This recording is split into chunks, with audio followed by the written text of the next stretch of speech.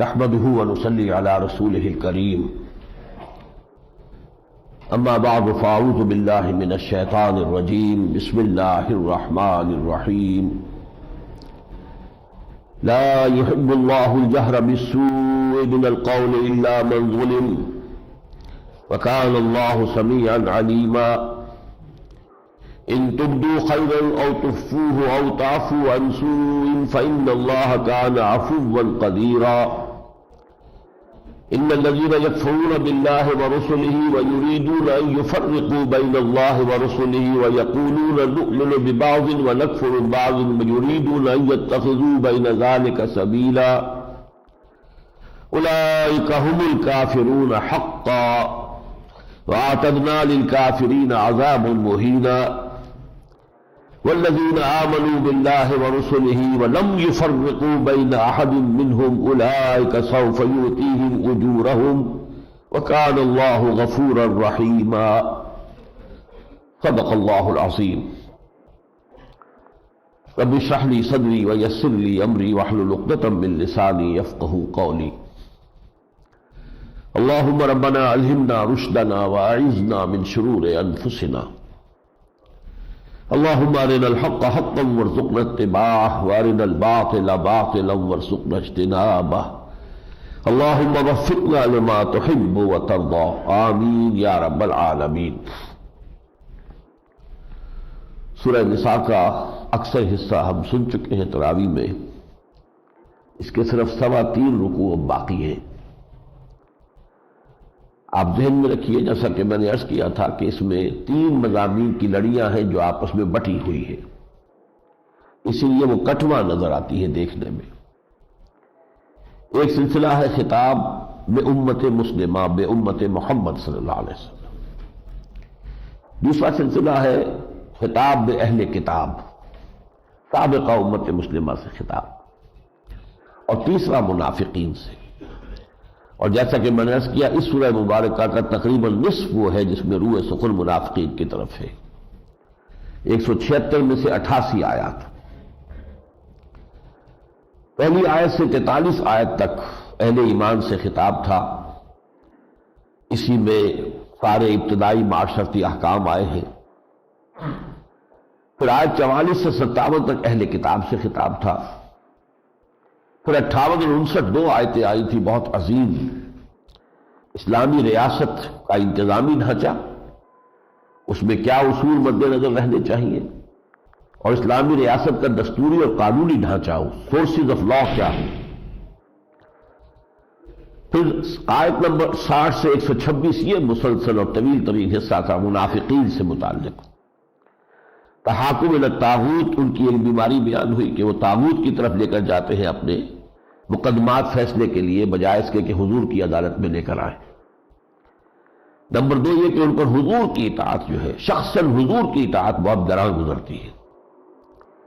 Number 3 یہ کہ قتال فی سبیل اللہ جو ہے ان پر بہت شاق گزر رہا ہے، اس سے وہ پہلوتی ہی کرتے ہیں۔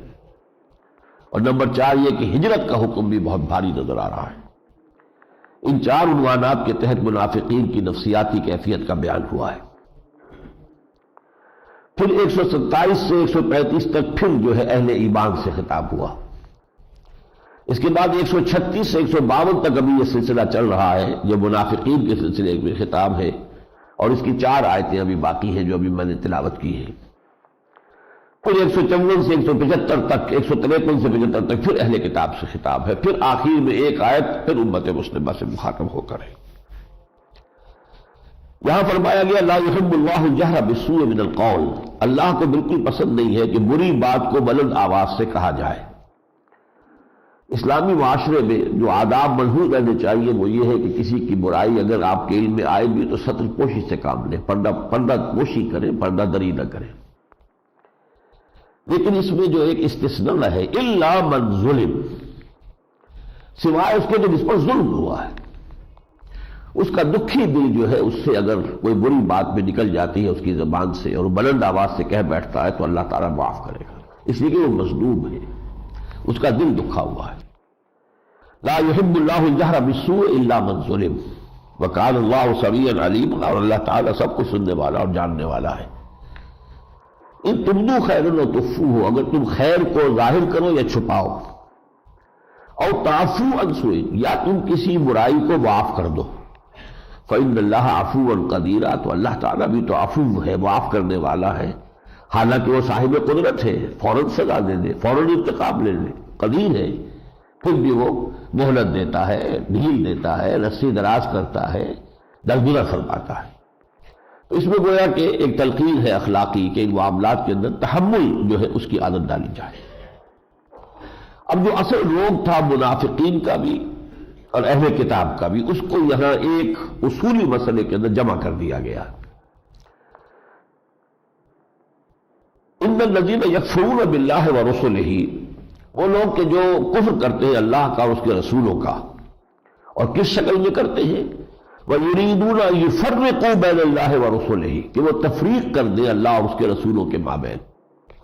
اللہ کی بات تو ہم ماننے کو تیار ہیں، آخر ان کی بات کیوں مانیں؟ یہ تو ہماری طرح کے انسان ہیں، تو اللہ کو تو ہم مان لیں گے، اللہ کو تو سبھی مانتے ہیں، کسی نے رام کہہ کے مان لیا، رحمان کہہ کے مان لیا، گاڈ مان لیا، جو چاہے مان لے، ایشور کہہ لے، پرماتما کہہ لے۔ اصل مسئلہ آتا ہے رسول کے ساتھ، کہ رسول ایک شریعت لے کر آتا ہے، شریعت کی پابندی کرنی پڑتی ہے، اور یہ پابندی کرا گزرتی۔ جو لوگ تفریق کرنا چاہتے ہیں اللہ اور اس کے رسولوں کے مابین، وَيَقُولُونَ نُؤْمِنُ بِبَعْضٍ وَنَكْفُرُ بِبَعْضٍ، اور کہتے ہیں کہ ہم بعض کو مانیں گے بعض کو نہیں مانیں گے۔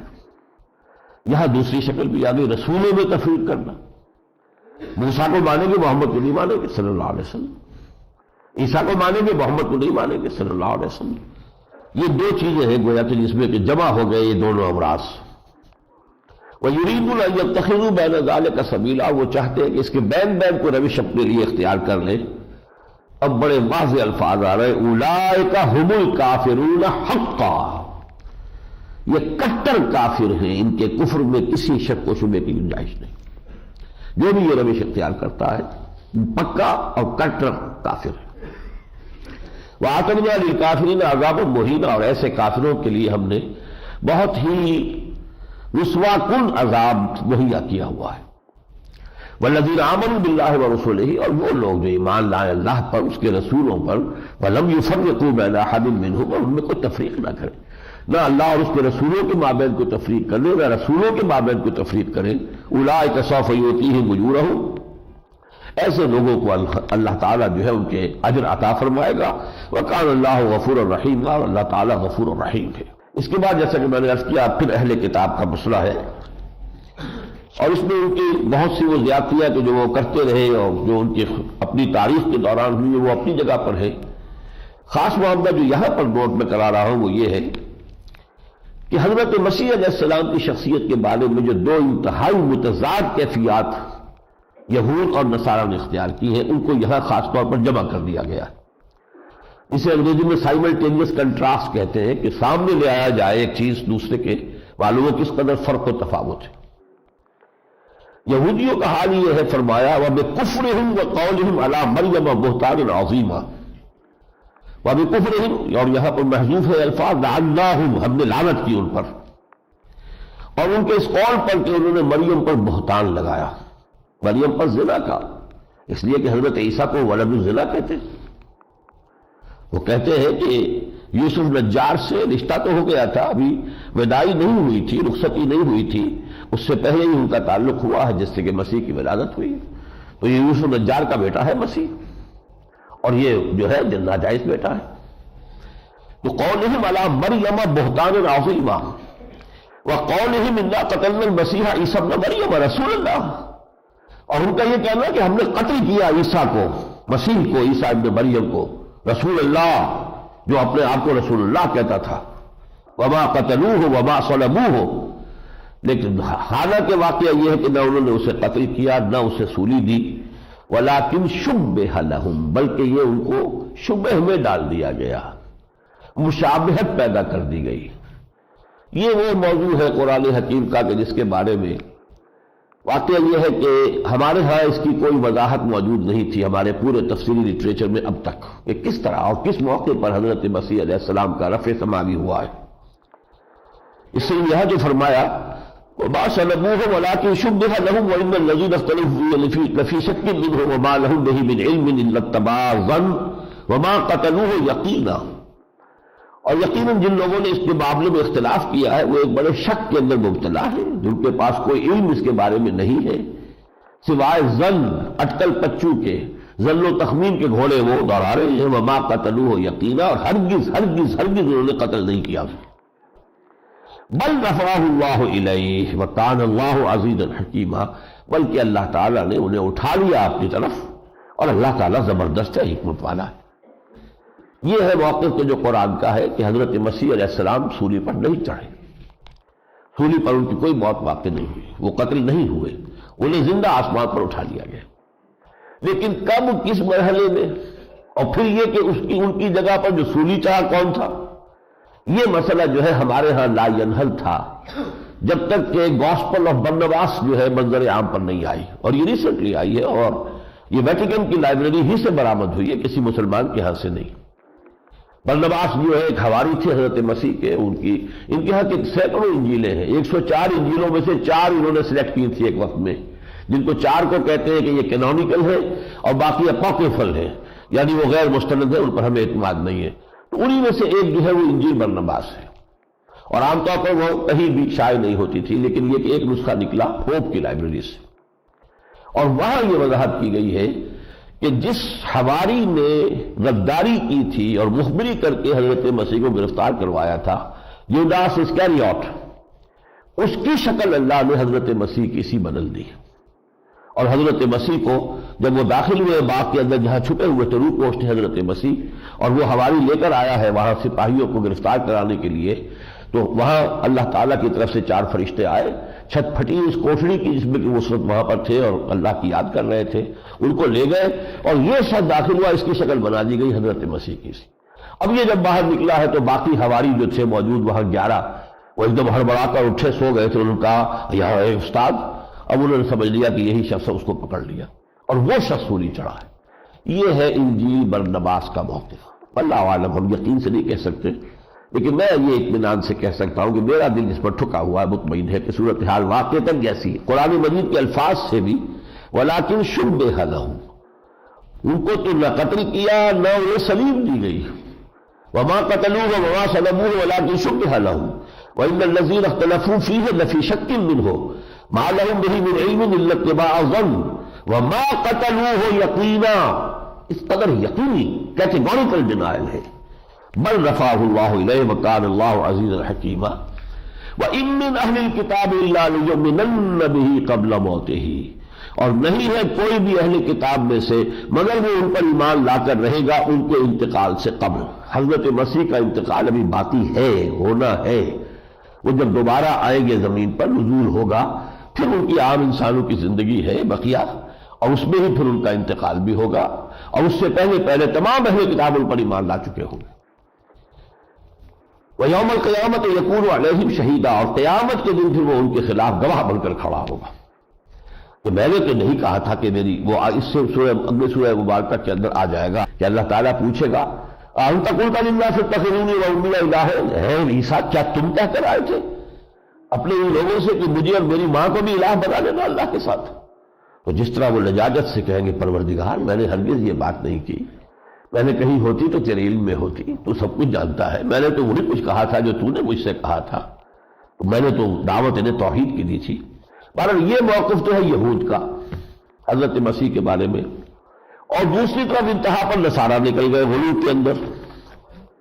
فرمایا یا اہل الکتاب لا تغلوا فی دینکم، اے کتاب والو، یہاں مراد ہے نصارہ، اپنے دین میں غلو سے کام نہ لو، ولا تقولوا علی اللہ الا الحق، اور اللہ کی طرف سوائے حق بات کے کوئی شے منسوب نہ کرو۔ انما المسیح عیسی ابن مریم رسول اللہ وکلمتہ، یقیناً مسیح عیسیٰ ابن مریم اللہ کے رسول تھے، ان کا ایک خاص کلمہ تھے، القاہا الی مریم، جو انہوں نے القاء کیا مریم کی جانب۔ یہ کلمہ جو ہے اس کو بھی سمجھ لیجیے کیوں یہ قرآن کہتا ہے کہ وہ کلمہ ہے۔ دیکھیے اللہ تعالیٰ کا ایک کلمہ کن ہے جو ہر شے کی تخلیق کی بنیاد ہے۔ اب جو شے اس نے بنا دی ہے اس کے قواعد و ضوابط جو ہے اس کے مطابق وہ کائنات کے فینومینا چل رہے ہیں فزیکل اور کیمیکل چینجز کے حوالے سے، اس میں پھر کسی اور جگہ اسے کن کہنے کی ضرورت نہیں ہے۔ البتہ جہاں اس قانون کو توڑنا ہو وہاں کن کہنا ہوگا. پانی واٹر کیپس دا سرفیس، لیکن جب حضرت موسیٰ علیہ السلام کا عصا پڑنے والا تھا اور وہ سمندر کو پھٹنا تھا تو وہاں لفظ کن کہنا پڑا. آگ جو ہے وہ جلاتی ہے، لیکن جب حضرت ابراہیم کو نہیں جلانا تھا تب اللہ نے کہا قال یا نار قلنا یا نار کونی بردا وسلاما علی ابراہیم، اے آگ ٹھنڈی ہو جا اور سلامتی بن جائے ابراہیم کے حق میں. اسی طرح حضرت مسیح کی پیدائش میں چونکہ باپ والا حصہ نہیں ہے، وہ جو لنک ہے بروکن لنک، اس کو اللہ تعالیٰ کے خاص حکم کن نے پورا کیا ہے. اس لیے وہ ایک خاص کلمہ ہو گئے، اضافی کلمہ ہو گئے اللہ تعالیٰ کی جانب سے. کلمۃ القاها الی مریم وروح منہ، ان کی طرف سے ایک روح خاص. فآمنوا باللہ ورسولہ، اور دیکھو تو ایمان لاؤ اللہ پر اور اس کے رسولوں پر. ولا تقولوا ثلاثہ، اور دیکھو مت کہو یہ تثلیث کا عقیدت مت رکھو کہ وہ بھی تثلیث میں تین اقانیم میں ایک وہ بھی شامل ہو گیا ہے. انتہوا خیر لکم، باز آ جاؤ اسی میں تمہارے لیے خیریت ہے. انما اللہ الہ واحد، اللہ تو بس ایک ہی الہ ہے. سبحانہ، وہ اس سے بلند و بالا ہے، پاک ہے. ان یکون لہ ولد، کہ اس کا کوئی بیٹا ہو. لہ ما فی السماوات و ما فی الارض وکفی باللہ وکیلا، آسمانوں اور زمین میں جو کچھ ہے اسی کا ہے اور وہ کافی ہے نگرانی کرنے کے لیے. تو یہ دو انتہائیں ہیں، ایک نے خدا بنا دیا، غلو کی اس انتہا پر پہنچا دیا، اور ایک میں جو ہے انہیں کافر اور مرتد قرار دے کر اپنے بس بڑھتے جو ہے سوری چڑھا کر اور مرتد کو جو سزا ہوتی ہے وہ دلوا دی.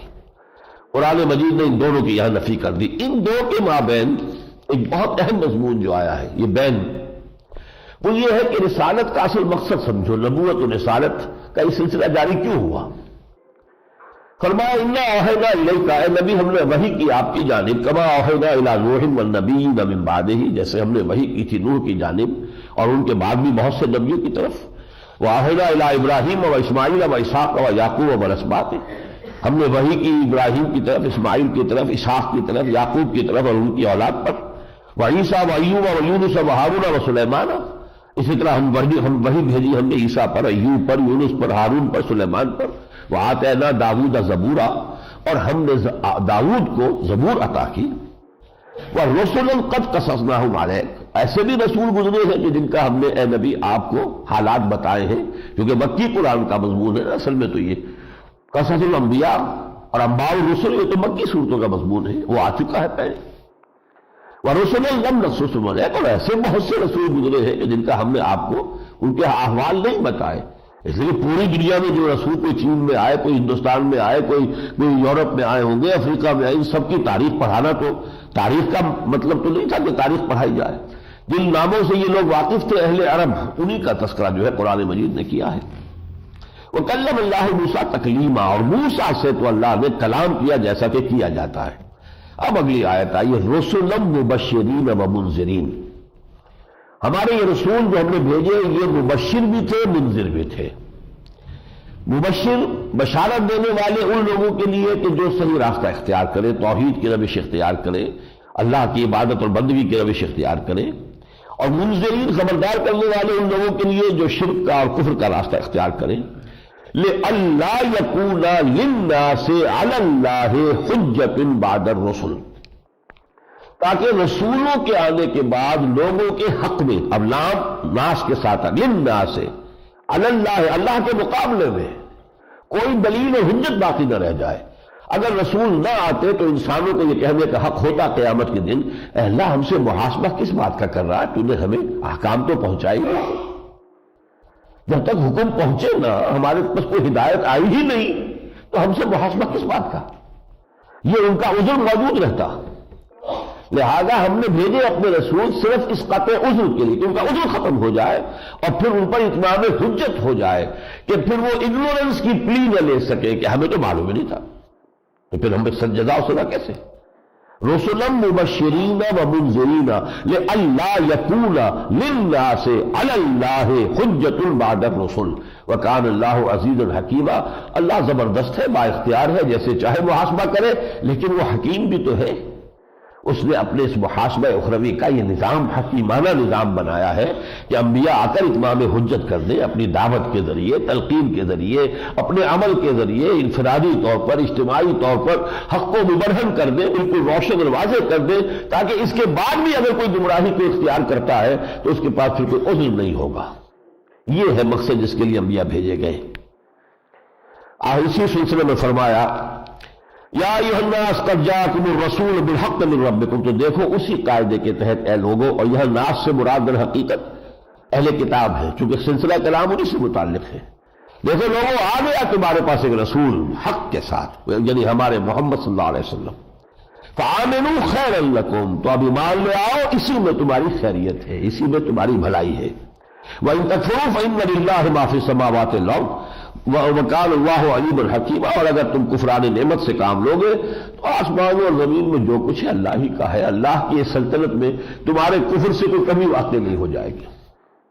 یہی بات پھر آگے کہی یا ایھا الناس قد جاءکم برہان من ربکم وانزلنا الیکم نورا، اے لوگوں دیکھو تمہارے پاس تمہارے رب کی طرف سے برہان آ گئی ہے، دلیل آ گئی ہے، اور ہم نے تمہاری طرف نور نازل کر دیا۔ انزلنا الیکم نورا، یہ قرآن مجید نور ہے جس کا انزال ہوا ہے، اتارا گیا ہے۔ فاما الذین آمنوا باللہ واعتصموا بہ، تو جو لوگ ایمان لائیں گے اللہ پر اور اس کے ساتھ چمٹ جائیں گے، فسیدخلہم فی رحمت منہ وفضل، تو اللہ تعالیٰ انہیں داخل کرے گا اپنی رحمت میں اور فضل میں، ویہدیہم الیہ صراطا مستقیما، اور ان کو جو رفتہ رفتہ ہدایت دیتا ہوا سیدھے راستے کی طرف وہ اپنی آخری منزل مراد کو پہنچا دے گا۔ اس کے بعد آخری آیت ہے 176ویں آیت، اس میں کلالہ کا جو حکم آیا تھا، یہ جو قانون وراثت 4 آیات میں بیان ہوا، اس میں کلالہ کا بھی ایک حکم تھا۔ کلالہ اسے کہتے ہیں کہ جس کے نہ تو والدین ہوں، جب وہ فوت ہو رہا ہے یا ہو رہی ہے تو نہ تو اس کے والدین میں سے کوئی ہے، نہ اولاد کوئی ہے، بیٹا بیٹی ہے، نہ شوہر ہے تو بیوی بھی نہیں ہے، بیوی ہے تو شوہر بھی نہیں ہے، البتہ بھائی بہنیں ہیں۔ ظاہر بات ہے کہ 3 ہیں اصل میں وارث جو ہوتے ہیں، کہ جو اصل وارث ہیں، یا اوپر والدین، یا نیچے اولاد بیٹا بیٹی، یا پھر اسپاؤسز جو ہے ایک دوسرے کے وارث ہیں، شوہر کی وارث بیوی ہے، بیوی کا وارث شوہر ہے۔ اور جب جس کے کسی کے یہ تینوں نہیں ہے تو اب اس کی وراثت جائے گی اس کے بھائی بہنوں کے اندر۔ اس کا قانون کیا ہے؟ تو اس میں کچھ ابہام تھا، سوال کیا گیا، وہ خاصا پیچیدہ مسئلہ ہے، وہ یہاں اس دور قرآن میں اس کو نہیں چھیڑا جا سکتا۔ تو اس کی وضاحت یستفتونک قل اللہ یفتیکم فی الکلالہ، اے نبی آپ سے پوچھ رہے ہیں تو اللہ تعالیٰ ہی ان کو وضاحت کر دیتا ہے کہ کلالہ کا حکم کیا ہے۔ اس پر یہ سورہ مبارکہ ختم ہوتی ہے۔ اب ہم آتے ہیں سورہ مائدہ پر۔ سورہ مائدہ یہاں پر جن کے پاس قرآن ہے وہ دیکھ لے کہ منزل 2 لکھا ہوا ہے یہاں، دوسری منزل قرآن مجید کی سورہ مائدہ سے شروع ہو جاتی ہے۔ 7 منزلیں ہیں قرآن مجید کی، 7 حصوں میں قرآن منقسم ہے، تاکہ کوئی شخص اگر ایک ہفتے میں قرآن مجید کو ختم کرنا چاہے تو ایک ایک منزل روزانہ پڑھے، اور صحابہ کرام میں سے بہت سے تھے جن کا یہ معمول تھا اور رات کو پڑھتے تھے۔ تو یہ منزلیں جو ہے اس میں اللہ کے فضل و کرم سے پوری صورتیں جمع کی گئی ہیں، کہیں توڑی دی گئی ہے کہ برابر کرنے کے لیے، ایگزیکٹ ایکویلٹی کے لیے جو ہے اگر صورتیں توڑ دی جائے کوئی حرج نہیں، جیسا کہ پاروں میں ہے۔ یہ سپارے جو ہے یہ دور صحابہ میں، دور نبوت میں ان کا کوئی ذکر نہیں ہے، یہ بعد میں بنائے گئے ہیں۔ جب ہمارا جو ہے ایمان مطمئن ہو گیا، ہر ہفتے قرآن ختم کرنا بڑا مشکل ہے، بھائی مہینے ہی میں کر لیں، تو جب مہینے میں کرنا ہے تو 30 پارے چاہیے، وہ پارے بنائے گئے۔ لیکن یہ کہ ان میں جو منزلیں ہیں اس میں آپ نوٹ کیجئے کہ آپ پہلی سورہ فاتحہ جو اس کی تو نکال دیجئے، اس لیے کہ وہ تو پورے قرآن کے لیے بمنزلہ تمہید ہے۔ پھر 3 سورتوں پر پہلی منزل ختم ہو جاتی ہے، پھر 5 پر، پھر 7 پر، پھر 9 پر، پھر 11 پر، پھر 13 پر، اور پھر آخری منزل جو ہے 13 پنجے 65 سورتیں آخری منزل میں۔ اس طرح یہ کل 114 صورتیں 7 منزلوں میں منقسم ہیں۔ کہیں یہ 4.25 پارے کے برابر ہے، کہیں یہ 4.25 پارے کے برابر، اس تھوڑا سا کمی بیشی جو ہے اس کے اندر ہے، لیکن یہ کہ بہرحال صورتیں مکمل ہیں۔ دوسرے ہیں مکی اور مدنی صورتوں کے گروپ۔ تو جو مکی مدنی صورتوں کا گروپ ہے وہ سورہ مائدہ کے بعد ختم ہوگا، اس لیے کہ سورہ فاتحہ مکی، پھر بقرہ، آل عمران، نساء اور مائدہ بھی یہ بھی مدنیات ہیں۔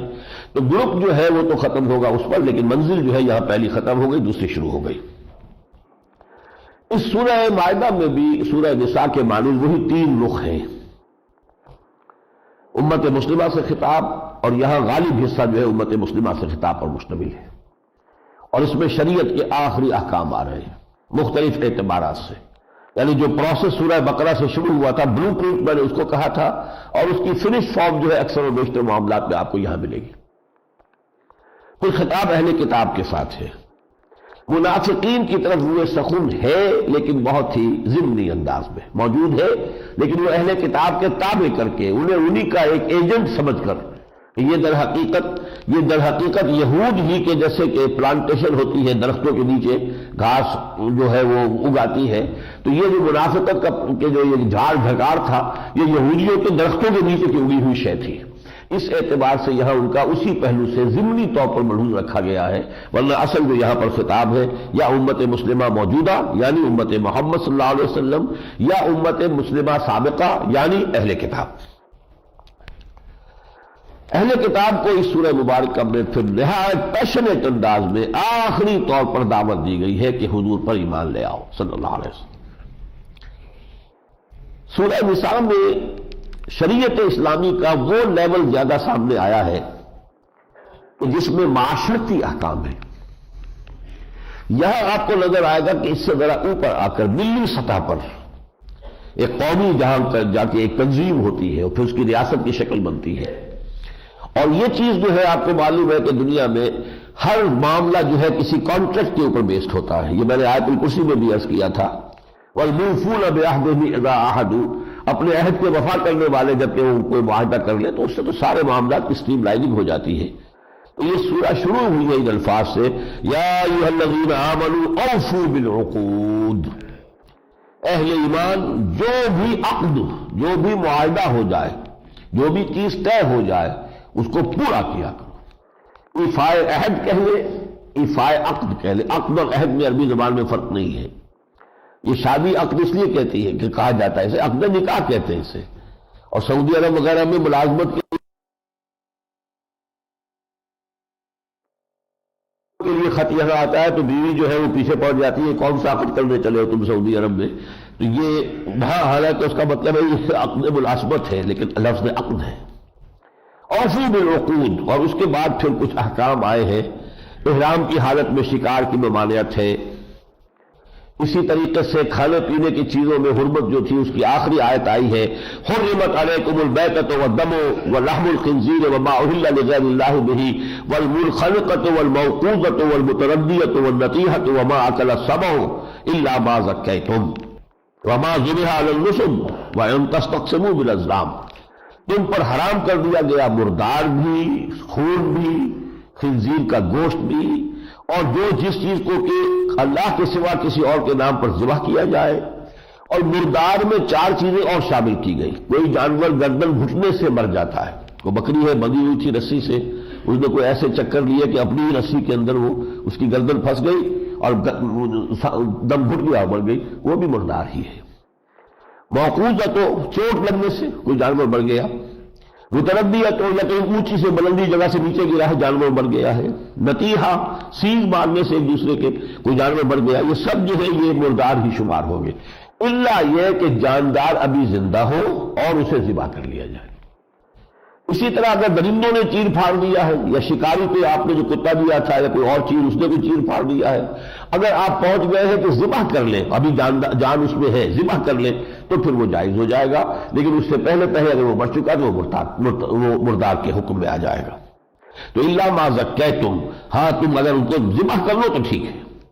وما ذبح علی النصب، اور دیکھو جو بھی استھانوں پر ذبح کیے جائیں، چاہے نام کسی اور کا نہ لیا جائے، فلاں خانقاہ میں لے جا کے جو ہے وہ بکرا ذبح کرنا، بھائی کیوں؟ چاہے نام کسی اور کا نہیں لے رہے لیکن وہاں کیوں لے گئے ہو اس بکرے کو؟ کوئی خاص معاملہ ہے نا، اس خانقاہ والے کے ساتھ کوئی مسئلہ ہے تمہارا، اس کو بھی یہاں واضح کر دیا گیا کہ یہ بھی حرام ہو جائے گا جانور۔ وَأَن تَسْتَقْسِمُوا بِالْأَزْلَامِ، اور وہ جوئے کے تیروں کے ذریعے سے گوشت تقسیم کیا کرتے تھے، اس کی بھی حرمت آ گئی۔ ذَلِكُمْ فِسْقٌ، یہ تمام چیزیں جو ہے فسق میں شامل ہیں، نافرمانی میں شامل ہیں، ان سب کے لیے آخری حکم آ گیا۔ فرمایا الیوم اکملت لکم دینکم واتممت علیکم نعمتی ورضیت لکم الاسلام دینا، دیکھو آج کے دن ہم نے تمہارے لیے تمہارے دین کو کامل کر دیا ہے اور تم پر اپنی نعمت کا اتمام فرما دیا، نعمت ہدایت، اور ہم راضی ہو گئے ہیں تمہارے لیے اب ہمیشہ ہمیشہ کے لیے اسلام سے بحیثیت دین، یہ ہمارا دین ہے، پسندیدہ دین ہے، اور اس کی تکمیل آج ہو گئی ہے۔ یہ تقریباً یہ سمجھیے کہ سن 7 یا 8 میں یہ سورہ مبارکہ نازل ہو رہی ہے، جبکہ حضور صلی اللہ علیہ وسلم کا وہ پورا دور گزر چکا، انقلاب کی تکمیل ہو گئی، پورا معاشرہ قائم ہو چکا، سارے احکام جو ہے اور شریعت کے قوانین جو ہے ان کی تنفیذ ہو چکی ہے۔ اس کے بعد کچھ احکام ہے شکاری جانوروں کے ذریعے سے جن کو بھی وہ شکار کیا جائے، پھر یہ کہ وضو اور تیمم کے احکام ہیں، اب یہ وقت نہیں ہے کہ میں تصویر میں جاؤں۔ پھر فرمایا وَاذْكُرُوا نِعْمَتَ اللَّهِ عَلَيْكُمْ وَمِيثَاقَهُ الَّذِي وَاثَقَكُم بِهِ، دیکھو مسلمانوں اب ہم نے تمہیں جکڑ لیا ہے، یہ شریعت جو ہم نے تمہیں دی ہے یہ ہمارے اور تمہارے درمیان کووننٹ جس کو کہتے ہیں، کووننٹ یہ معاہدہ ہے، اب تم جکڑے گئے ہو، یاد رکھو اللہ کے اس انعام کو جو تم پر ہوا ہے، اور یہ میثاق الذی واثقکم بہ جس میں کہ ہم نے تمہیں باندھ لیا ہے۔ شریعت جب دی جاتی ہے کسی قوم کو یا کسی امت کو تو گویا کہ یہ ایک معاہدہ ہے، یہ کانٹریکٹ ہے اللہ کے اور بندے کے مابین، اور اس کو پورا کرنا بندے کے لیے لازم ہے۔ اذ قلتم سمعنا واطعنا، اب یاد رکھنا ہمیشہ اس کو، جبکہ تم نے کہا کہ ہم نے سنا اور مانا۔ واتقوا اللہ، اور اللہ کا تقوی اختیار کرو۔ ان اللہ علیم بذات الصدور، یقیناً جو کچھ سینوں کے اندر مضمر ہے، چھپا ہوا ہے، اللہ اس سے بھی باخبر ہے۔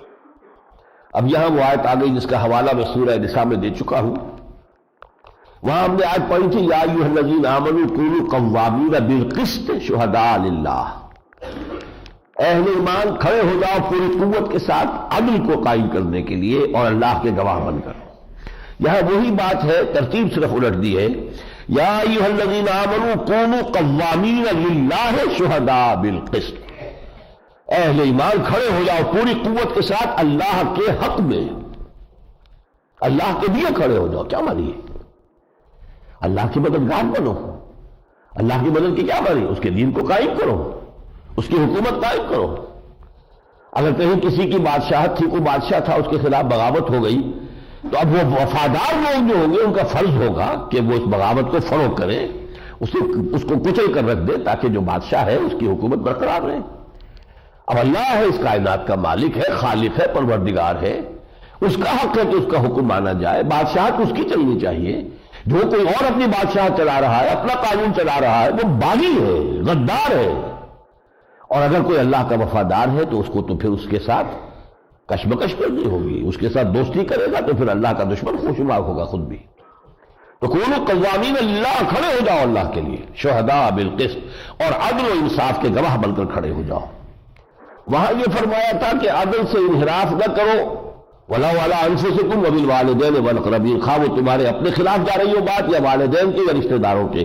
یہاں اس کے برعکس فرمایا وَلَا يَجْرِمَنَّكُمْ شَنَآنُ قَوْمٍ عَلَىٰ أَلَّا تَعْدِلُوا، اور دیکھنا کسی قوم کی دشمنی تمہیں اس بات پر آمادہ نہ کر دے کہ تم عدل سے منحرف ہو جاؤ۔ دشمن سے بھی انصاف کرو، give the devil his due، شیطان کو بھی اس کا جو حق ہے وہ ادا کرو، دشمن کا بھی ظاہر بات ہے کہ اگر کوئی اس کا حق بنتا ہے تو ادا کرو۔ لا یجرمنکم شنآن قوم علی الا تعدلوا اعدلوا هو اقرب للتقوی، عدل سے کام لو، انصاف سے کام لو، وہی تقوی سے بہتر ہے۔ ان اللہ خبیر بما تعملون، یقیناً اللہ تعالیٰ باخبر ہے اسے کہ جو تم کر رہے ہو۔ تیسرے رکوع کے شروع میں تذکرہ کیا کہ جو میثاق ہے مسلمانوں آج تم سے لیا گیا ہے کہ ہم نے وَلَقَدْ أَخَذَ اللَّهُ مِيثَاقَ بَنِي إِسْرَائِيلَ وَبَعَثْنَا مِنْهُمُ اثْنَيْ عَشَرَ نَقِيبًا، بنی اسرائیل سے بھی ایسے ہی تو ہم نے میثاق لیا تھا، اور وہ اس میثاق پر پورے نہیں اترے، اس عہد کو انہوں نے پورا نہیں کیا، کبھی تو ان پر ہمارے عذاب کے کوڑے برسے، کبھی نبوکدنصر کے ہاتھوں برسے، اور جس کے نتیجے میں کہ وہ ہیکل سلیمانی جو ہے زمین بوس ہوا، لاکھوں تمہارے آدمی قتل ہوئے تھے، کبھی پھر وہ کسی اور ٹائٹس رومی کے ہاتھوں جو ہے تم پر عذاب الہی آیا ہے، کبھی جو ہے وہ گریکس کے ہاتھوں آیا۔ کیوں آیا ہے؟ اس لیے کہ تم نے ہمارے اس عہد کی خلاف ورزی کی، تو ہماری طرف سے یہ عذاب آتا رہا۔ اور جیسا کہ اس صدی میں آپ کو معلوم ہے قرآن مجید کے نزول کے 1400 برس بعد تقریباً جو ہے 1350 برس بعد جو ان پر عذاب آیا ہے جرمنی میں اس طریقے سے کہ ہولوکاسٹ میں تعداد میں اختلاف ہے، لیکن اس میں تو کوئی شک نہیں کہ بہت بڑی تعداد میں یہودی جو ہے ان کو انہیلیٹ کیا گیا، ختم کیا گیا۔ تو میثاق بنی اسرائیل، اور اس میں آگے چل کر فرمایا آیت نمبر 13 میں فَبِمَا نَقْضِهِمْ مِيثَاقَهُمْ لَعَنَّاهُمْ وَجَعَلْنَا قُلُوبَهُمْ قَاسِيَةً، تو بسبب ان کے اپنے میثاق کے توڑنے کے کہ انہوں نے اس عہد کو توڑا، ہم نے ان پر لعنت کی۔ ایک تو لعنت کی، وَجَعَلْنَا قُلُوبَهُمْ قَاسِيَةً، اور ہم نے ان کے دلوں کو سخت کر دیا۔ یہ سورہ بقرہ میں ہم پڑھ چکے ہیں، ثم قست قلوبکم فہی کالحجارۃ او اشد قسوہ، پھر تمہارے دل سخت ہوتے چلے گئے اور اب تو وہ پتھروں سے زیادہ سخت ہو گئے، پتھر جیسے بلکہ ان سے بھی زیادہ سخت۔ خطاب میں اہل کتاب میں شروع ہوا ہے رکوع 3 اور 4 میں، پہلے 2 رکوع خطاب میں امت مسلمہ، تیسرا چوتھا رکوع خطاب اہل کتاب سے۔ یا اہل الکتاب قد جاءکم رسولنا یبین لکم کثیرا مما کنتم تخفون من الکتاب ویعفو عن کثیر، اہل کتاب دیکھو تمہارے پاس ہمارا رسول آ گیا ہے صلی اللہ علیہ وسلم، جو واضح کر رہا ہے تمہارے سامنے اکثر وہ چیزیں جو تم چھپا رہے تھے کتاب میں سے، اور بعض چیزوں کو تو وہ نظر انداز بھی کر رہا ہے۔ قد جاءکم من اللہ نور و کتاب مبین، دیکھو تمہارے پاس آ چکی ہے اللہ کی طرف سے روشنی بھی، نور بھی اور کتاب مبین بھی۔ اس آیت میں نور سے مراد نبی اکرم صلی اللہ علیہ وسلم کی شخصیت مبارکہ لی جا سکتی ہے۔ نور و کتاب مبین، وہاں تھا انزلنا الیکم نورا، جب انزال کا لفظ آیا تو اس سے مراد معین ہوئی قرآن، اس لیے کہ یہ لفظ حضور کے لیے نہیں آ سکتا، لیکن یہاں ہے جاءکم من اللہ نور و کتاب مبین، اب یہ کہ تمہارے پاس اللہ کی طرف سے نور بھی آ گیا، کتاب مبین بھی آ گئی، اور واو درمیان میں حرف عطف ہے تو معطوف اور معطوف علیہ میں مغایرت کا اصول جو ہے اس سے نتیجہ نکلتا ہے کہ یہاں حضور کی شخصیت مبارکہ، ذات مبارکہ کو نور سے تعبیر کیا جا رہا ہے۔ یہدی بہ اللہ من اتبع رضوانہ سبل السلام، اسی روشنی، اسی نور کے ذریعے سے، اسی قرآن کے ذریعے سے اللہ تعالیٰ ہدایت دیتا ہے جو کوئی بھی اس کی رضا کا جویا ہو، سلامتی کے راستوں کی ہدایت دیتا ہے، وَيُخْرِجُهُم مِّنَ الظُّلُمَاتِ إِلَى النُّورِ بِإِذْنِهِ، اور وہ انہیں نکالتا ہے اندھیروں سے روشنی کی طرف اپنے حکم سے، وَيَهْدِيهِمْ إِلَىٰ صِرَاطٍ مُّسْتَقِيمٍ، اور ہدایت دیتا ہے، ان کی رہنمائی فرماتا ہے سیدھی راہ کی طرف۔ لَقَدْ كَفَرَ الَّذِينَ قَالُوا إِنَّ اللَّهَ هُوَ الْمَسِيحُ ابْنُ مَرْيَمَ، کفر کیا ان لوگوں نے، یقیناً کفر کیا جنہوں نے کہا کہ اللہ ہی مسیح ابن مریم ہے۔ اب دیکھیں یہ ذہن میں رکھیے کہ یہ عقیدہ آج تو بہت کم لوگوں کو شاید ہے، لیکن ابتدائی جو دور ہے عیسائیت کا اس میں یہ بہت بڑی تعداد میں لوگ اس عقیدے کے قائل ہو گئے تھے، گاڈ انکارنیٹ، جو ہندوؤں کے ہاں تصور اوتار، کہ خدا ہی کسی انسان کی شکل میں زمین پر اتر آتا ہے، کوئی ہیومن فگر وہ اختیار کر کے خدا خود وہ زمین پر آ جاتا ہے، یہ اوتار کا عقیدہ ہے۔ تو عیسائیوں کے ہاں بھی گاڈ انکارنیٹ، کہ حضرت مسیح کی شکل میں اصل میں خود خدا ہی زمین پر آیا ہے انسانی صورت میں، یہ عقیدہ بھی یہاں موجود تھا۔ لقد کفر الذین قالوا ان اللہ هو المسیح ابن مریم، اور بدقسمتی سے مسلمانوں کے اندر بھی یہ غلو کرنے لوگ پیدا ہوئے ہیں۔ یہ شعر ہے اور بہت بڑی شخصیت کا شعر ہے، میں ان کا نام نہیں لینا چاہتا، لیکن یہ کہ وہ شاعری ہے اس لیے شاید اس سے درگزر کیا جا سکے، لیکن یہ کہ بات ویسی کڑوی اور ویسی ہی گمراہ کن ہے، وہی جو مستوی عرش تھا خدا ہو کر، اتر پڑا وہ مدینے میں مصطفیٰ ہو کر، وہی کفر، وہی شرک، بدترین شرک ہمارے ہاں بھی آیا، وہی جو مستوی عرش تھا خدا ہو کر، اتر پڑا وہ مدینے میں مصطفیٰ ہو کر۔ لقد كفر الذين قالوا ان الله هو المسيح ابن مريم قل فمن يملك من الله شيئا ان اراد ان يهلك المسيح ابن مريم وامه ومن في الارض جميعا، اے نبی ان سے کہیے کہ کون روک سکتا ہے، کون بچا سکتا ہے اللہ سے، اگر اللہ چاہے ہلاک کر دینا مسیح کو بھی اور ان کی ماں مریم کو بھی اور تمام انسانوں کو بھی، کون اس کے آڑے آ سکتا ہے۔ اس کے بعد وہ آیت بھی آ رہی ہے، یہ بھی ہمارے لیے، ہمارے کان اور آنکھیں کھول دینے کے لیے کافی ہونی چاہیے۔ وقالت اليهود والنصارى نحن ابناء الله واحباؤه، اور یہ یہود اور نصارہ کہتے ہیں ہم تو اللہ کے بیٹوں کے مانند ہیں، بڑے لاڈلے ہیں، چہیتے ہیں، ہم سے تو اللہ کو بڑی محبت ہے۔ اسی پر مبنی تھے نا ان کے یہ خیالات کہ ہمیں آگ چھو ہی نہیں سکتی سوائے چند دن گنتی کے، لن تمسنا النار الا ایام معدودات یا لن تمسنا النار الا ایام معدودہ، 2 مرتبہ یہ مضمون آ چکا ہے سورہ بقرہ، سورہ آل عمران میں۔ تو ہم تو لاڈلے ہیں، چہیتے ہیں، اس کی اولاد کے مالد ہیں. نحن ابناء اللہ واحباؤہ، اللہ کے بیٹوں کے مالد ہیں اور اس کے بڑے چہیتے ہیں. اب جواب سنیے، یہی ہمیں بھی ہے، ہم جو کچھ بھی ہیں لیکن تیرے محبوب کی امت میں ہیں. اب یہ ہمارا کلیم اتنا بڑا ہے کہ ہمیں تو اسپیشل ہمارے ساتھ ٹریٹمنٹ ہونا چاہیے، ہم عام لوگ تو نہیں ہیں، تیرے محبوب کی امت میں، امت مرحومہ میں سے ہیں، لہذا ہمارا خاص جو ہے استحقاق ہے. یہ سارے غلط خیالات. اب جواب سنیے اور اسی کو اپنی تاریخ کے اوپر بھی اپلائی کیجئے. قُلْ فَلِمَ يُعَذِّبُكُمْ بِذُنُوبِكُمْ، اے نبی سے کہیے پھر وہ تمہیں عذاب کیوں دیتا رہا ہے تمہارے گناہوں کی پاداش میں. ایسے ہی لاڈلے تھے، چہیتے تھے، تو نبوکدنضر کے ہاتھوں 6 لاکھ قتل کروائے اس نے. یہ تھا لاڈ اللہ کا. سیریلز کے ہاتھوں سلطنت اسرائیل کا چیا پانچا کرا دیا. یہ لاڈ تھا، یہ پیار تھا اللہ کا. پھر گریکس کے ہاتھوں، پھر رومنز کے ہاتھوں، ٹائٹس رومی کے ہاتھوں دوسرا ہیکل بھی تمہارا گرا پڑا ہوا ہے. 2000 برس ہونے کو آئے ہیں، وہ گرا پڑا ہوا ہے اس میں. تو یہ اللہ تو عذاب بھیجا رہا ہے تم پر. کہاں کا یہ تمہارا یہ فلسفہ ہے کہ ہم تو بڑے لاڈلے ہیں، we are the chosen people of the lord, اور اس کی وجہ سے ہمارا اسپیشل جو ہے ٹریٹمنٹ ہوگا، پریفرنشل ٹریٹمنٹ ہمیں ملے گا. فرمایا بل انتم بشر ممن خلق، تم بھی ایسے ہی انسان ہو جیسے اللہ نے اور انسان پیدا کیے. اللہ کا قاعدہ قانون بدلتا نہیں ہے. From nation to nation, from race to race, no change. لن تجد لسنت اللہ تبدیلا ولن تجد لسنت اللہ تحویلا. اللہ کی سنت، اللہ کے قانون میں کوئی کمی بیشی نہیں ہوگی. اللہ کی کسی کے ساتھ رشتہ داری نہیں. ایسے ہی ہمیں اسپین سے ہمارا تیا پانچا ہوا، ایتھنک کلینسنگ کمپلیٹ جو ہوئی ہے وہ تو ہوئی ہے اسپین سے 500 برس قبل، جہاں 800 برس حکومت کی تھی.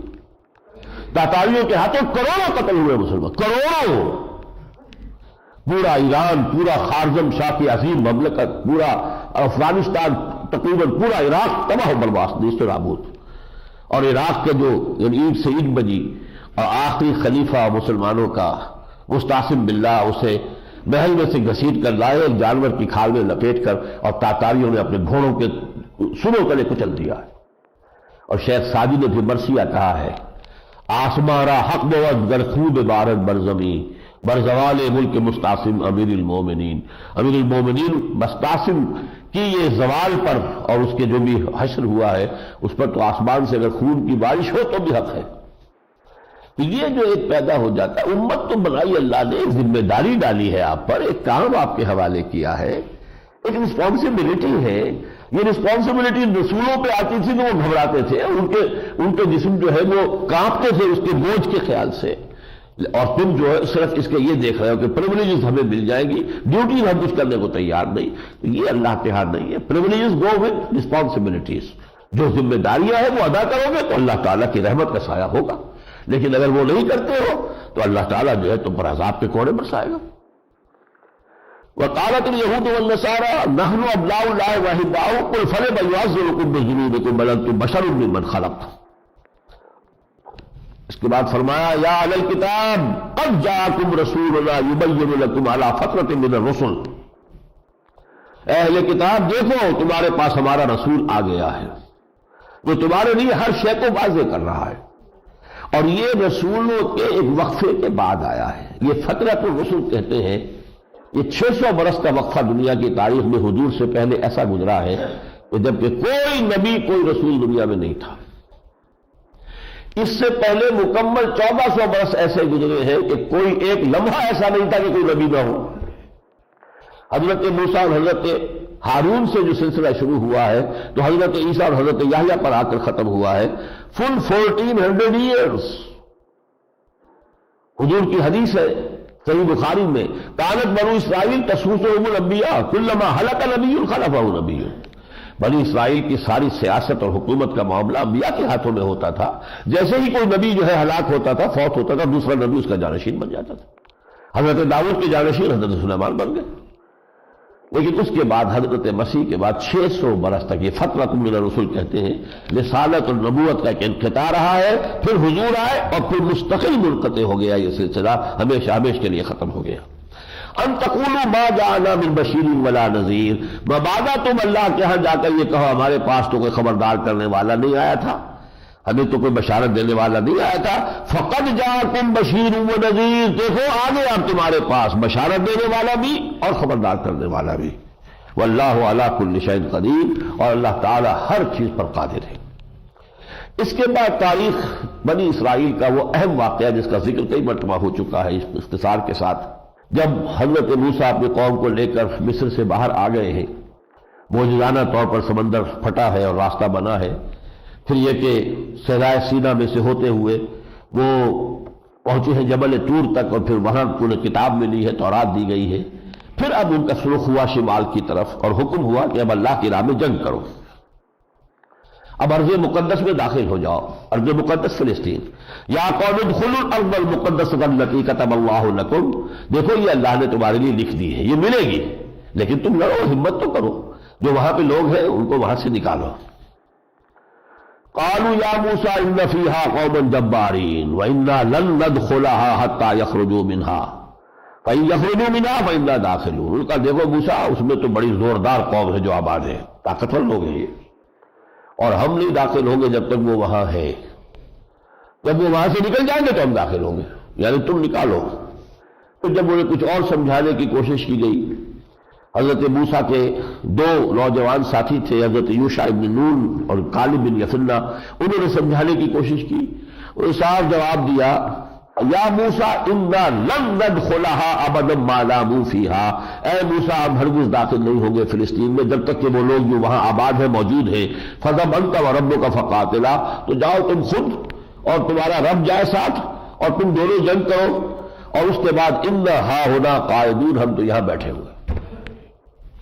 یہ اس ناہنجار قوم کا حال تھا. 9 معجزے حضرت موسیٰ علیہ السلام پہ یہ دیکھ چکے تھے، لیکن اس کے بعد بھی حال یہ ہے. لیکن اس میں اس کی طرف سے ایک اپولوجی بھی پیش کرتا ہوں. یہ کچھ معجزات کے عادی ہو گئے تھے. جب ہر قدم پر تمہاری لاٹھی نے کام دیا ہے تو لے جاؤ لاٹھی، پھر ہمیں کیوں تکلیف دیتے ہو کہ ہم جنگ کریں؟ سمندر تم نے اس لاٹھی سے پھاڑ دیا، ایک چٹان میں سے 12 چشمے تم نے اس لاٹھی سے برآمد کر دیے. فضل بنتا اور ربوں کا فقاتلا، جاؤ اپنی لاٹھی لے جاؤ، اپنا عصا لے جاؤ، اور ان کو پہلے وہاں سے کھدیر دو، نکال دو. جب وہ نکل جائیں گے تب ہم داخل ہوں گے. اس پر جو بیزاری طاری ہوئی ہے حضرت موسیٰ علیہ السلام پر، قال رب انی لا املک الا نفسی واخی، پروردگار مجھے تو اختیار صرف اپنی جان کا ہے اور اپنے بھائی ہارون کی جان کا ہے. پوری قوم جواب دیے بیٹھی ہے کوڑا. فافرق بیننا و بین القوم الفاسقین، تو اب ہمارے اور ان فاسق لوگوں کے درمیان تفریق کر دے، جدائی ڈال دے، میں اب ان کے ساتھ نہیں رہنا چاہتا. یہ ہے بیزاری کا عالم. حالانکہ یہ وہی موسیٰ ہے کہ ایک قبطی سے ایک اسرائیلی کا جھگڑا ہو رہا تھا. سورہ قصص میں یہ بات آئے گی. تو انہوں نے اپنے اس اسرائیلی بھائی کی مدد کرتے ہوئے اس قبطی کے ایک مکہ رسید کیا ہے، اس کی جان نکال دی. اس قدر ان میں محبت تھی. لیکن یہ کہ اب جب اللہ کے احکام کے آگے سرتابی کر رہی ہو قوم، تو رسول اب کیسے ان سے محبت کرے؟ قال فإنها محرمة عليهم 40 سنة، اللہ نے فرمایا کہ ٹھیک ہے، ان کے اس جرم کی پاداش میں اب یہ ارض مقدس جو ہے فلسطین پر 40 برس کے لیے حرام کر دی گئی. یتیہون فی الارض، اسی صحرائے تیہ میں، یہ صحرائے سینا جو ہے سینائی ڈیزرٹ، اسی میں بھٹکتے پھریں گے. فلا تأس علی القوم الفاسقین، تو اے موسیٰ تم افسوس اور رنج نہ کرو ان فاسق لوگوں کے طرز عمل پر. یہ ہے واقعہ حضرت موسیٰ علیہ السلام کا. اور جیسا کہ میں نے آپ کو بتایا کہ پھر ان کے یہ 40 برس جب پورے ہوئے ہیں، اسی دوران میں موسیٰ اور ہارون دونوں کا انتقال ہو گیا. ایک نئی نسل جو اب یہ صحرا میں پیدا ہوئی، پلی بڑھی، اس نے وہ سختیاں جھیلی صحرا کی، اور ان کے اندر جو ہے وہ قوت اور سلامت، اور پھر آزاد فضا میں پروان چڑھے تھے، تو آزادی اور حریت جو ہے ان کی گھٹی میں پڑی ہوئی تھی. پھر یوشع ابن نون، جوشوا جو کہلاتے ہیں بائبل کے جوشوا، تو یوشع ابن نون ان کا نام جو ہے عربی میں آتا ہے. ان کی سرکردگی میں انہوں نے قتال کیا. پھر پہلا شہر جریکو، اریحا یہ ہے جریکو جو اب بھی آتا ہے آپ کے خبروں میں، یہ پہلا شہر تھا جو انہوں نے فتح کیا. پھر یہاں انہوں نے 12 حکومتیں اپنی بنا لی. 300 برس میں جو ہے پھر زوال ہوا. پھر وہ واقعہ ہوا تھا حضرت طالوت کا معاملہ، اور پھر جالوت کو شکست دینے کے بعد پھر حضرت داؤد اور حضرت سلیمان کا وہ جو عہد زرعی ہے، ان کا سنہری دور جو ہے سابقہ بنی اسرائیل کی تاریخ کا، وہ شروع ہوا بعد میں. 5ویں رکوع میں یہاں اب ایک واقعہ بیان کیا جا رہا ہے کہ جو حضرت آدم علیہ السلام کے 2 بیٹوں کے مابین ہوا. اب یہاں سے پھر اہل ایمان سے گفتگو شروع ہو رہی ہے اور شریعت کے احکام کے لیے تمہید. وَاتْلُ عَلَيْهِمْ نَبَأَ ابْنَيْ آدَمَ بِالْحَقِّ. آدم کے دو بیٹے حابیل اور قابیل، ان دونوں نے کچھ اللہ کی جناب میں کچھ اپنی قربانی پیش کی، قربا قرباناً. اور اس زمانے میں کچھ اللہ تعالیٰ کا یہ معمول تھا کہ کوئی شخص کوئی قربانی کے لیے کوئی جانور لے آیا ہے، وہ پیش کیا ہے اس نے اللہ کے حضور میں، کوئی کسی نے کوئی اور چیز تھی، اوپر سے اس کی قبولیت کی علامت یہ ہوتی تھی کہ آسمان سے ایک شعلہ سا نیچے اترتا تھا اور اس شے کو بھسم کر دیتا تھا. یہ علامت تھی کہ یہ قربانی قبول ہو گئی. یہ چیزیں جب تک کہ ابھی عہد طفولیت میں انسان تھا، یوں سمجھیے کہ یہ ایک دینی کھلونے تھے جو انہیں دکھائے جاتے تھے، حصی کھلونے. اب جب انسان عقلاً بالغ ہو گیا تو اللہ نے ان چیزوں کو چھوڑ دیا. وہ تو ہم اگلی سورت پڑھیں گے، سورہ مائدہ کے بعد سورہ انعام آئے گی تو اس کے اندر بڑی اہم بحث یہ آئے گی کہ حضور کو کوئی حصی معجزہ جو ہے اللہ نے فرمایا نہیں دیں گے. جس کو ایمان لانا اس مانوی معجزے کو دیکھ کر ایمان لائے تو لائے، لیکن اگر نہیں ایمان لانا چاہتا دفع ہو جائے. لیکن پہلے تو تھے حصی معجزے، آنکھوں سے نظر آنے والے معجزے، کہ یہ لکڑی تھی اور سانپ بن گیا، یہ معجزہ ہے. یہ ہاتھ ہے نکالا ہے اور سورج کی طرح چمک رہا ہے، یہ معجزہ ہے. یہ حضرت مسیح کو آخری قسم کے معجزے دیے گئے. تو یہاں پر یہ ہے کہ ان کا معاملہ اس وقت یہ تھا کہ اگر قربانی کی قبولیت ہوتی تھی تو نیچے شعلہ اترا آسمان سے، اس نے بھسم کر دیا، قبول ہو گئی. تو ایک کی قبول ہو گئی، حابیل کی قابیل کی نہیں ہوئی. اب بجائے اس کے کہ قابیل جو ہے اس میں غور کرتا کہ کیا وجہ ہے، اللہ نے میری قربانی کیوں قبول نہیں کی، اس کے اندر انتقام پیدا ہوا. قال انما لاقتلنک، میں تجھے قتل کر دوں گا. قال انما یتقبل اللہ من المتقین. حابیل نے کہا کہ دیکھیں بھائی جان، یہ تو اللہ تعالیٰ متقی جو لوگ ہوتے ہیں ان کی قربانی کو قبول کرتا ہے، اور اگر آپ اپنا ہاتھ بڑھائیں گے مجھے قتل کرنے کے لیے تو میں اپنا ہاتھ نہیں بڑھاؤں گا کہ آپ کو قتل کروں.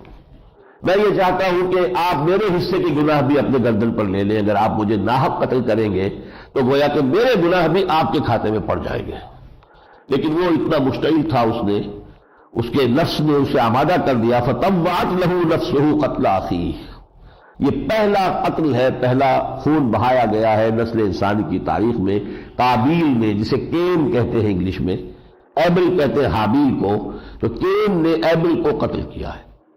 اور یہاں فرمایا پھر اللہ تعالیٰ نے من اجل ذالک کتبنا علی بنی اسرائیل انہ من قتل نفسا بغیر نفس او فساد فی الارض فکأنما قتل الناس جميعا ومن احیاها فکأنما احیا الناس جميعا.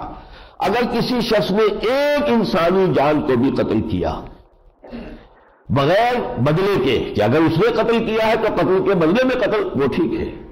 اسی طرح کوئی فساد فی الارض ہے، اس کو فروغ کرنے میں کسی کو مارنا پڑ رہا ہے تو وہ بھی ٹھیک ہے.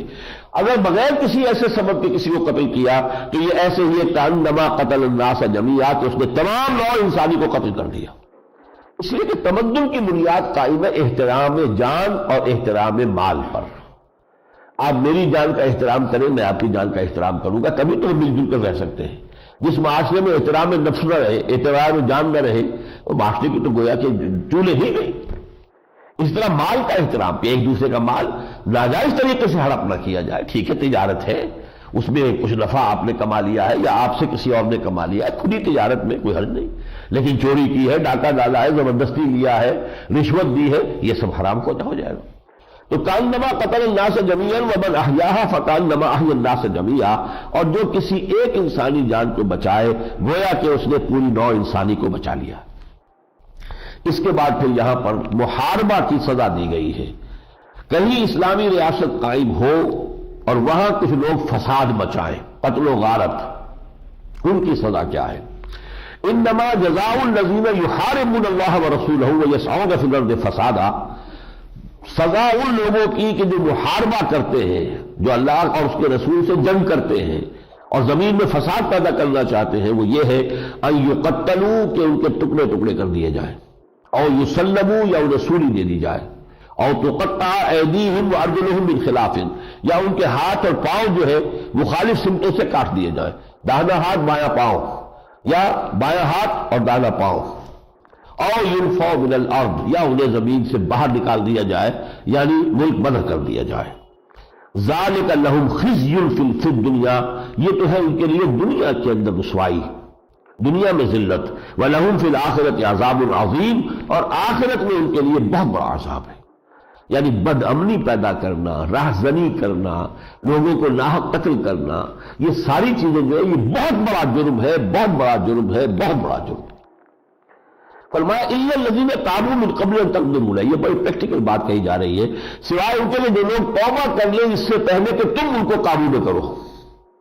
اگر تو تم نے قابو کر لیا ہے تو سزا یہ دینی ہے تم نے، لیکن اگر ابھی تم قابو نہیں کر سکے اور اس سے پہلے انہوں نے توبہ کر لی تو پھر ان اللہ، تو پھر یہ ہے فَاعْلَمُوا أَنَّ اللَّهَ غَفُورٌ رَحِيمٌ، تو پھر ان کو معاف کر دینا ہوگا، کیونکہ انہوں نے اپنے کیے پر پشیمانی اختیار کر لی، ندامت کی، اپنے آپ کو حوالے کر دیا، اور اس میں یہ کہ آپ اس کو نہیں پکڑ سکے تھے، وہ خود آئے ہیں، تو پھر ان کو معاف کر دیا جائے گا۔